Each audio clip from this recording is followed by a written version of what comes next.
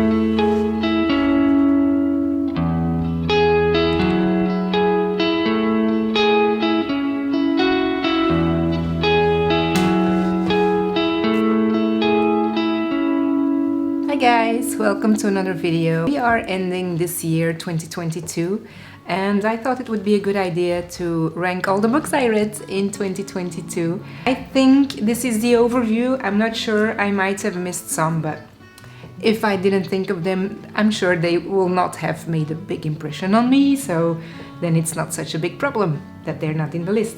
So I thought maybe let's start with the ones that I didn't finish. The last one was The Personal Librarian by Marie Benedict. I just recently put this aside. It's a book that I read for my Portuguese book club about a black woman that was a personal librarian for JP Morgan. I anticipated this book very much. I thought the premise was very interesting because although she was a black woman, she presented it as being white. I did this for a very long time, so I was really intrigued, but the writing style really didn't do it for me. I felt very detached from the main character, so no. Second one I DNF'd was The Sentence by Louise Eldridge. This was one of the books nominated for the long list, I think, for the Women's Fiction Prize. I didn't hate this book. This one is about a Native American woman, Tutti? I'm not sure. She had a really weird name, Tutti. She goes to prison for something that actually she didn't really do, and then she gets out of prison, and then it's a whole story about her and her husband, who was a cop. Couldn't really see where the story was going. It was supposed to be a ghost story, by the way, because the woman, Tutti, really, I should check this. She works in a bookstore, and then one of the customers dies and comes to haunt her in the bookstore. There was a really weird book. I couldn't make head or tail of it. Yeah, well, life is too short, right? So I put it aside. Another one that I did not finish in 2022 was Little Fires Everywhere by Celeste Ng. I actually don't really remember why I didn't finish. I think I thought it was a little bit boring, a bit too slow. It was in the beginning of the year, so don't remember. I did not finish When We Believed in Mermaids by Barbara O'Neill. I have no idea why I started reading this book. I think I thought it was something else, but I put it aside real quick. And then one non-fiction book I didn't finish either, and that was Jordan B. Peterson's 12 Rules for Life, because I was bored out of my mind. I actually finished 3 non-fiction books. I must have finished more than 3. Number 3 on my non-fiction list was Atomic Habits by James Clear.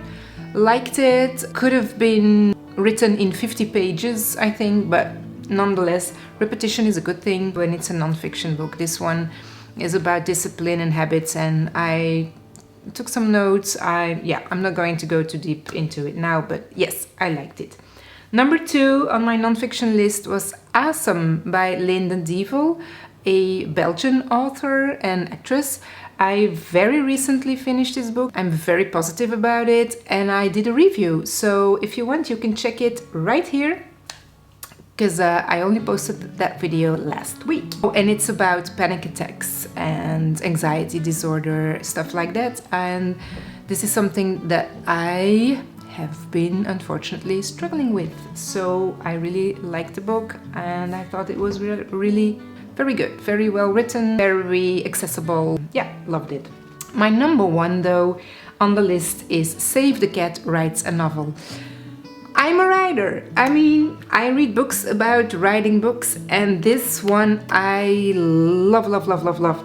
So if you are a writer too, I'm guessing you've already read this book because it's a famous one. I highly recommend Save the Cat Writes a Novel. Now let's move on to my fiction books. I am currently reading 2 books that I cannot put into the list. I will mention them. So I'm currently reading Richard Osman's The Thursday Murder Club. I'm about 50% in and I don't really think it's going to make my top 10 of the year. It's mildly entertaining, mildly funny, that's about it.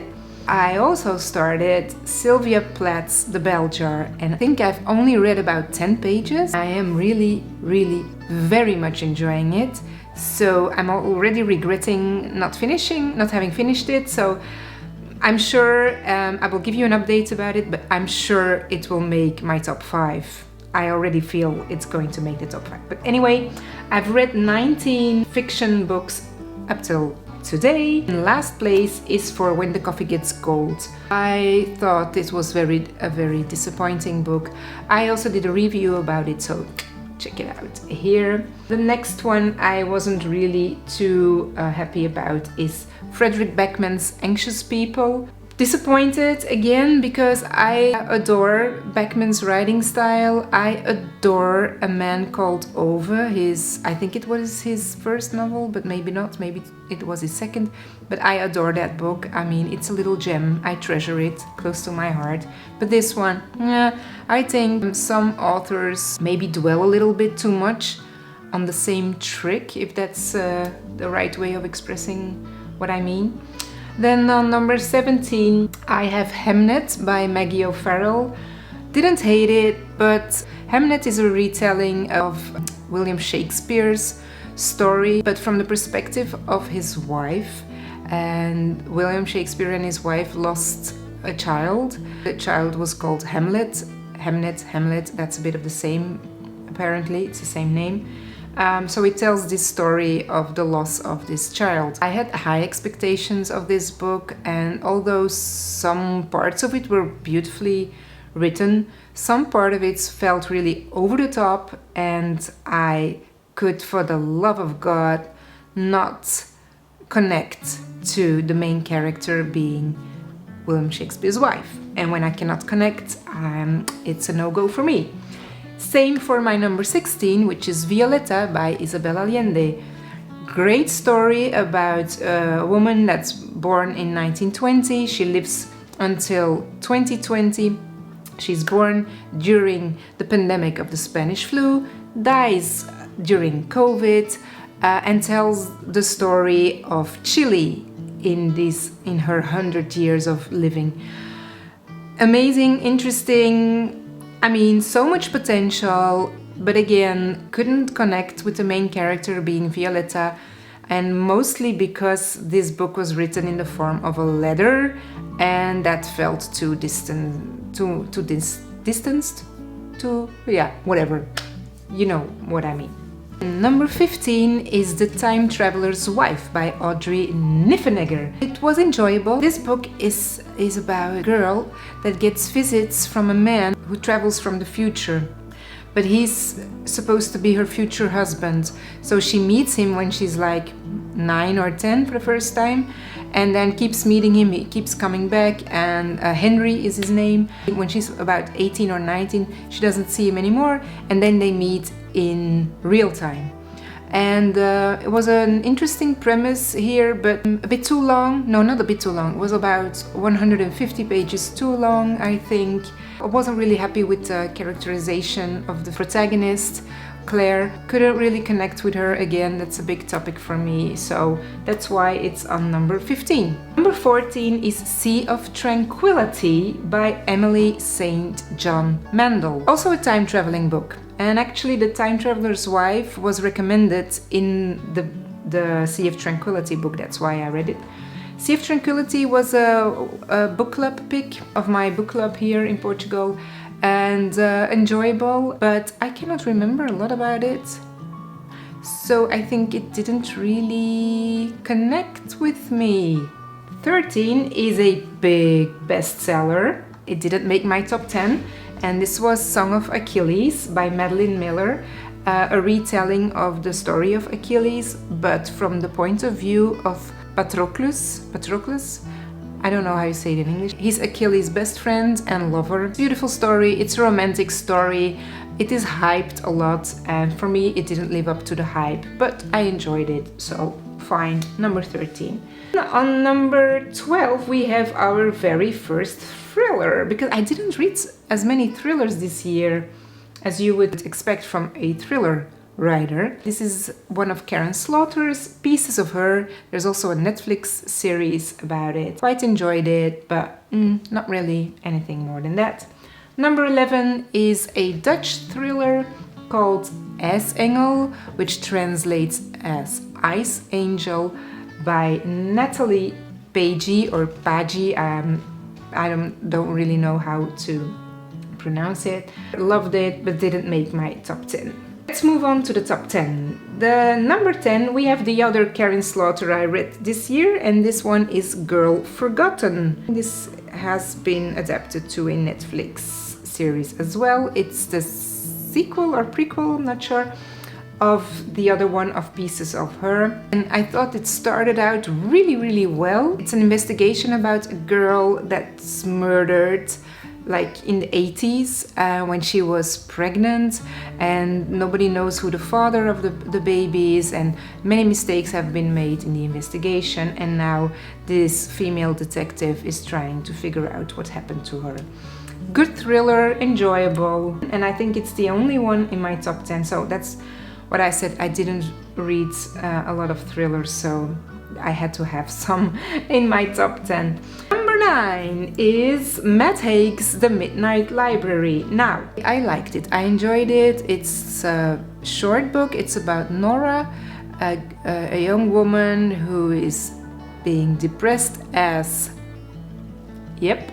and she tries to end her life when her cat is run over. It's like this is the drop, you know, this is what tilts her over. So she tries to end her life, and then she's dying, or she thinks she died, but she's in this in-between area. She wakes up in this big library, and every book in the library represents one of her possible lives. So Nora, whenever she picks a book from this library, she will live a life that she hasn't really lived. She lives a life that she could have lived if she made other choices. Interesting premise.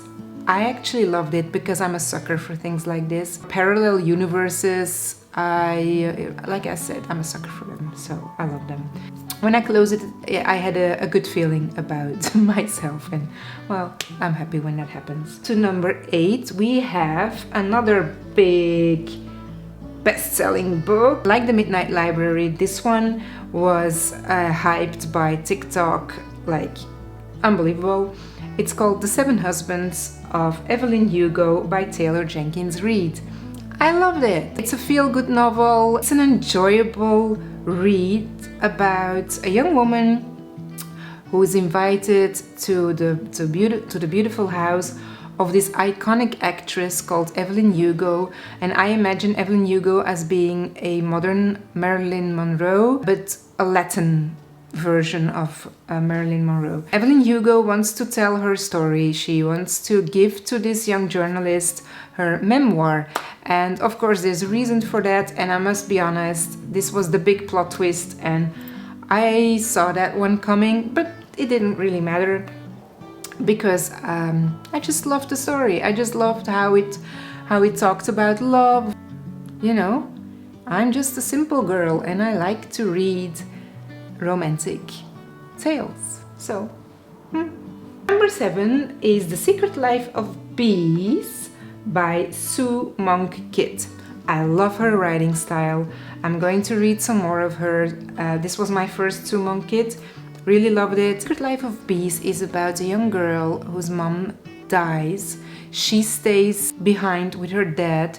He is very abusive. He's a farmer, a very simple man. He probably murdered her mom. And one day she takes off together with a black woman who is the help in the house. And the black woman ends up in jail because she spits, I think, on the shoes of a police officer. Don't really remember exactly what the circumstances were, but the thing is that the little girl and the black woman, they have to flee and they end up in this house where 3 other black women live, and they are beekeepers. And it's beautiful. It's just beautiful. I love how it's written. I loved the story, the feeling that it gave me. So yeah, this is a recommendation, absolutely. The 6th book on my list is Meg Mason's Sorrow and Bliss. And I'm not going to talk a lot about that one because I did an entire review video about it. So check it out right there. Number 5, The 100 Years of Lenny and Margot by Marion Cronin. I think this was a debut novel, and I really cried my eyes out with this one. Oh my god, I love this book so much. It's about a young girl and an older woman who meet each other in the hospital. The young girl is dying. Together they are 100 years old and Lenny is only 17. And I'm just going to read you the blurb. Life is short. No one knows that better than 17-year-old Lenny living on the terminal ward. But as she is about to learn, it's not only what you make of life that matters, but who you share it with. This friendship between this young girl and this older woman is just beautiful. It's funny. I laughed out loud. Tears streamed over my cheeks. I gave it 5 stars. It's a must read for me. So yeah, absolutely recommend it. Number 4, so just nearly missed my top 3, is The Poisonwood Bible by Barbara Kingsolver, an author that I discovered through my book club. And this was a book club pick. One of my fellow book clubbers chose this book, and I'm very happy because it was a revelation for me. The Poisonwood Bible is about an American family that moves to the Congo because the dad is a preacher. But he's not only a preacher, he's also crazy as... he's a narcissist, his ego is inflated like, my goodness. And he just plummets his family into the abyss. I couldn't believe the things the dad did in the name of God and religion, and it was horrible. So the family, they are 4 girls, twin daughters, and then a small baby Ruth, and then the oldest one is called Rachel, and then the mom go through hardship like you cannot believe. This book also teaches you about colonialism. I was especially attracted to it because I'm from Belgium, and we, not me personally, but my ancestors, my Belgian ancestors, have done the absolute disgusting atrocities to the people of the Congo. Things happen there that are unimaginable. The murdering of Lumumba, putting Mobutu in charge, all with our king's approval, support. I would highly recommend this book if you like historical fiction. Yep, The Poisonwood Bible, Barbara Kingsolver. Put it on your list right now. And then, drum roll, we are getting to the top 3. So, the 3 best books I personally read in 2022, and this is my absolute personal opinion, are number 3, Liane Moriarty's Apples Never Fall. I am a big Liane Moriarty fan. She's very observant. I'm going to be honest, the plot is not much. This is a really character-driven story. It's about the family's mom who disappears, and everybody thinks the dad has killed her, and the kids, they're all grown up, so they are getting divided. Like, some of them think the dad is innocent, some of them think the dad is not innocent, and you know, these inter-family relationships, you know, jealousy between siblings. She can describe this so well. I love every one of her books because I adore her writing style. I want to be her. I want to write like her. So Apples Never Fall. I loved every sentence. I loved every word. I thought it was perfect, except for maybe the ending. But hey, I'm in love, so love is blind, right? Speaking of being blind, my number 2 on my 2022 book list is a book that I recently did a review about. It's the first Portuguese book that I read by an author called José Saramago. He won the Nobel Prize for Literature. So that should say something. And the book is called Blindness. And I'm not going to tell you too much about it. You can find my review right there. It's amazing, it's unsettling, and it's about a pandemic of blindness. So if you don't want to read books about pandemics, I totally understand. Don't read it. If you're fine with that, do read it. And then my number 1 of 2022 is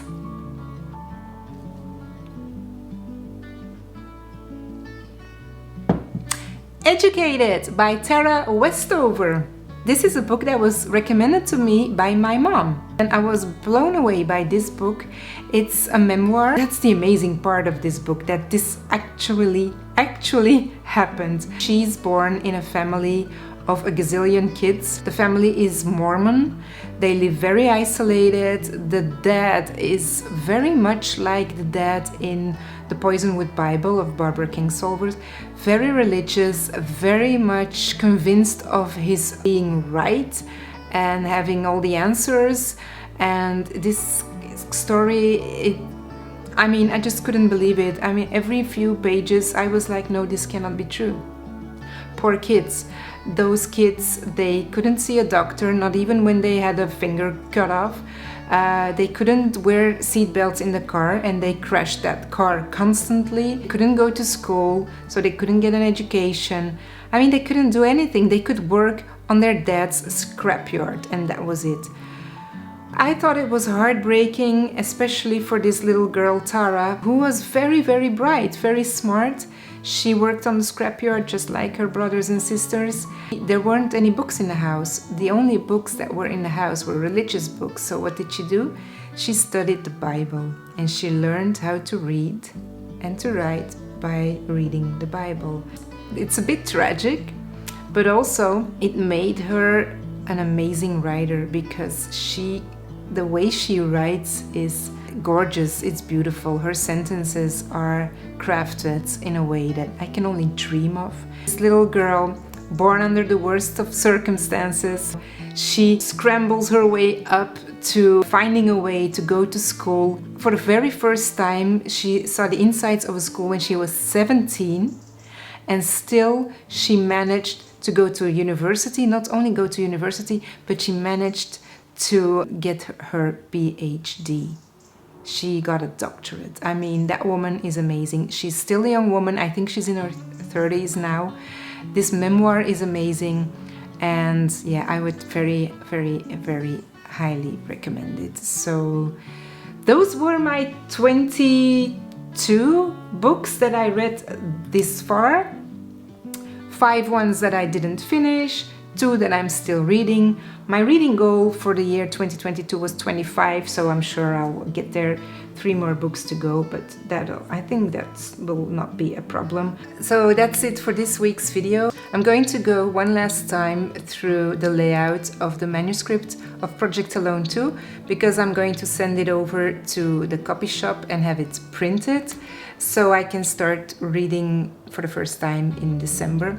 I will show you and tell you about it in my next video, but I'm going to end this one here. I hope you enjoyed my video of the 22 books I read in 2022. If you like this video, give it a thumbs up. Why not subscribe so you get a notification every time when I post a new video. I'm trying to do this weekly, but I will be moving next month in December, so it might be a little slower, we'll see. Anyway, thank you so much for watching, and I'll see you in the next one. Ciao, obrigada!